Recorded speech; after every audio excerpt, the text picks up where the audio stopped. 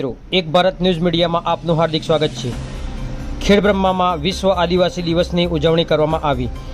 આદિજાતિ વિકાસ વિભાગ ગુજરાત સરકાર દ્વારા તારીખ 9/8/2024ના રોજ વિશ્વ આદિવાસી દિવસની રાજ્યકક્ષાની ઉજવણી આડેકતા કેમ્પસ મેત્રાલ ખાતે ગુજરાત રાજ્યના યશસ્વી મુખ્યમંત્રી શ્રી ભૂપેન્દ્ર પટેલની અધ્યક્ષસ્થાને તેમજ આદિજાતિ વિકાસ પ્રાથમિક માધ્યમિક અને પ્રૌઢ શિક્ષણ મંત્રી કુબેરભાઈ ડિંડોર અને રાજ્યકક્ષા આદિજાતિ મંત્રી કુંવરભાઈ હળપતિની પ્રેરક ઉપસ્થિતિમાં કરવામાં આવી હતી।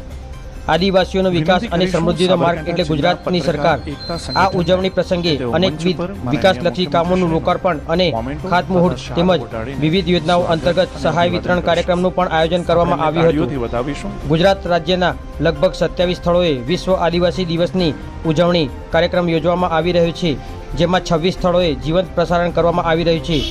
મુખ્યમંત્રી ભૂપેન્દ્રભાઈ પટેલનું સ્વાગત સાબરકાંઠા જિલ્લા પત્રકાર એકતા સંગઠનના પ્રભારી ધીરુભાઈ પરમાર, જિલ્લા પત્રકાર એકતા સંગઠનના જિલ્લા પ્રમુખ સંજયભાઈ દીક્ષિત દ્વારા શાલ અને માતાજીનો ફોટો આપી સન્માન કરવામાં આવ્યું હતું।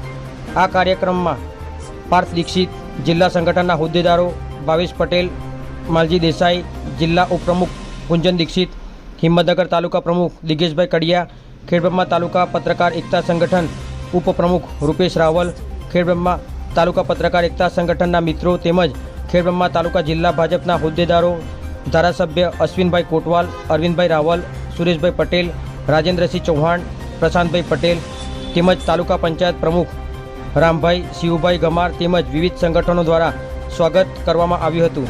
ખેડબ્રહ્મા તાલુકાની રાજ્યકક્ષાની ઉજવણી બાદ ઈડર પાંજરાપોળ ખાતે હીરાબા વનનું ઉદ્ઘાટન પણ કરવામાં આવ્યું હતું। પત્રકાર વિશાલ ચૌહાણ, સાબરકાંઠા।